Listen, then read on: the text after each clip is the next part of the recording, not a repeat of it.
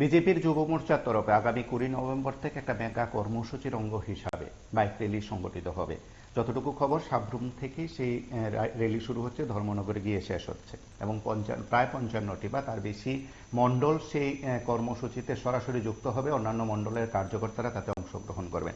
সব মিলিয়ে আমরা কথা বলবো। আমাদের সঙ্গে রয়েছেন বিজেপির যুব মোর্চার প্রদেশ সভাপতি বিধায়ক সুশান্ত দেব। সুশান্ত বাবু, PB24-এ আপনাকে স্বাগত। এবং যে কর্মসূচি আপনারা ইতিমধ্যে সিদ্ধান্ত নিয়েছেন কর্মসূচি সংগঠিত করবেন, এবং সেই কর্মসূচির প্রেক্ষিতে যদি রাজ্যের, অবশ্যই আপনাদের কার্যকর্তা, সর্বোপরি রাজ্যবাসীকে যদি এই সম্পর্কে অবগত করেন। প্রথমে আপনাদের সকলকে নমস্কার। অ্যাকচুয়ালি আমরা ভারতীয় জনতা যুব মোর্চা ত্রিপুরা প্রদেশ কমিটি একটা কার্যক্রম হাতে নিয়েছি, যেটা আপনি বলার চেষ্টা করেছিলেন। আগামী 20 তারিখ থেকে আমরা একটা যুব যাত্রার একটা সূচনা করব সাবরুম থেকে। এই যুবযাত্রা সাবরুম থেকে সূচনা হয়ে ধর্মনগর পর্যন্ত প্রায় 1 সপ্তাহ ব্যাপী এই যাত্রা আমাদের চলবে। আমরা প্রায় 55টি মন্ডল কভার করব এবং বিভিন্ন মন্ডলে বিভিন্ন ইয়ুথ এঙ্গেজমেন্ট কার্যক্রম থাকবে, বাইক র্যালি থাকবে। এবং গোটা বিষয়টা হলো আমরা যুবকদেরকে আরো বেশি করে কিভাবে কানেক্ট করা যায়, ইয়ুথ কানেক্ট কিভাবে করা যায়, সেই উদ্দেশ্যে আমরা এই কার্যক্রম হাতে নিয়েছি। আমরা আমাদের বিভিন্ন ডেভেলপমেন্ট ওয়ার্ক তুলে ধরবো, আমরা বিভিন্ন ট্যুরিজম স্পট গুলাকে হাইলাইট করার চেষ্টা করব এবং আরো বেশি করে কিভাবে যুবকদেরকে কাছে যাওয়া যায়, সেই উদ্দেশ্যে আমাদের এই কার্যক্রম। মূলত যে কর্মসূচি আপনারা সিদ্ধান্ত নিয়েছেন, সেই কর্মসূচিতে বিভিন্ন জায়গার নেতৃত্ব সহ উপস্থিত থাকবেন। একবার যদি রোডম্যাপটা উল্লেখ করেন যে ঠিক কিভাবে আপনারা কর্মসূচিটা করবেন।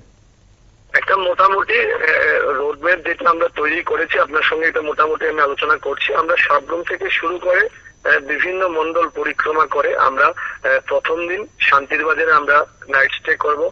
দ্বিতীয় দিন আমরা মাতাবাড়ি থেকে শুরু করে আমরা ওইদিকে আরকেপুর, কাকরাবন হয়ে ধনপুর বিধানসভার মোহনভোগ হয়ে আমরা সোনামুড়া বিধানসভার মেলাঘর হয়ে আমরা নলচর হয়ে আমরা বিশালগড়ে নাইট স্টে করবো। এরকম করে আমরা তৃতীয় দিন সদর, রুরাল, আরবান এগুলা করে আমরা মজলিশপুরে নাইট স্টে করবো। আমরা চতুর্থ দিন আমরা খোয়াইতে নাইট স্টে করবো। এরকম করে আমরা ষষ্ঠ দিন আমরা ধলাইতে নাইট স্টে করবো। পঞ্চম দিন আমরা, ষষ্ঠ দিন আমরা ঊনকোটির কুমারঘাটে নাইট স্টে করবো। সপ্তম দিনে আমরা ধর্মনগরে নাইট স্টে করবো। এরকম ভাবে আমরা 7 দিনের একটা রোডম্যাপ তৈরি করেছি এবং যেদিন সমাপন হবে, যেদিন শেষ হবে অনুষ্ঠানটা, এই কার্যক্রমটা 8ম দিনে ধর্মনগরে হবে, একটা জমায়েত হবে। ঠিক প্রথম দিন যেখান থেকে শুরু, ঠিক সমাপ্তি যেখানে যে শেষ, সেখানে কে কে থাকছেন, কে কে উপস্থিত থাকবেন? আমরা রাজ্য সভাপতির সঙ্গে বৈঠক করেছি, আমাদের শ্রদ্ধেয় রাজীব ভট্টাচার্যের সঙ্গে বৈঠক করেছি।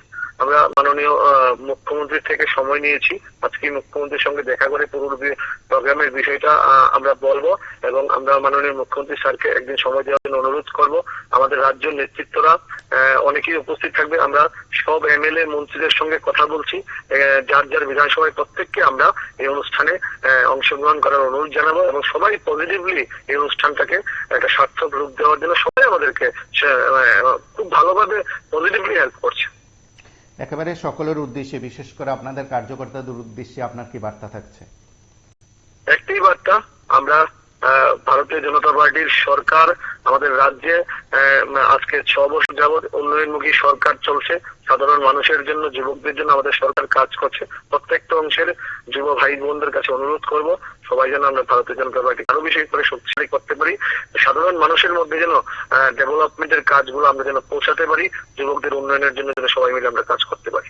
অবশ্যই, অসংখ্য ধন্যবাদ আপনাকে। এবং আমরা কথা বললাম বিজেপির যুব মোর্চার প্রদেশ সভাপতি তথা বিধায়ক সুশান্ত দেবের সঙ্গে। তিনি তার মতন করে কর্মসূচিটির ব্যাখ্যা করেছেন, কর্মসূচিটি কিভাবে সংগঠিত হবে তারও কথা বলেছেন।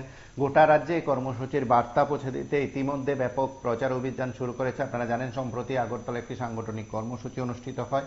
সেই কর্মসূচি থেকে যুব মোর্চার এই কর্মসূচিটির সিদ্ধান্ত হয় এবং সেই সিদ্ধান্তের প্রেক্ষিতে কর্মসূচিটির সফল বাস্তবায়নে সুশান্ত দেবরা অবশ্যই এই সময়ের মধ্যে ব্যস্ত রয়েছেন। তার মাঝেও তারা তাদের মতন করে বার্তা গোটা রাজ্যের যুবকদের কাছে যেমন পৌঁছে দিতে চান, প্রধান রাজনৈতিক দৃষ্টিভঙ্গি থেকেও এই যুব সমাজের কাছে এই বার্তা যেমন পৌঁছে দেওয়া, ঠিক তেমনি সরকারের থেকে কি কি কাজ করা হয়েছে সেই বিষয়গুলো যুবক সমাজের সামনে তুলে ধরা, সেটা যেমন একদিকে একটা প্রয়াস, তার পাশাপাশি কতজন যুবক, কারা কারা, এবং অবশ্যই যুব সমাজের কাছে এই কর্মসূচিকে কিভাবে পৌঁছানো সম্ভব, কতটা সফল হবে সেটা সময় বলবে, এবং সেদিক থেকেও বোধ হয় লক্ষ্যমাত্রা স্থির করে এগোচ্ছেন সুশান্ত দেবরা। আপনারা সঙ্গে থাকুন, দেখতে থাকুন টিভি 24।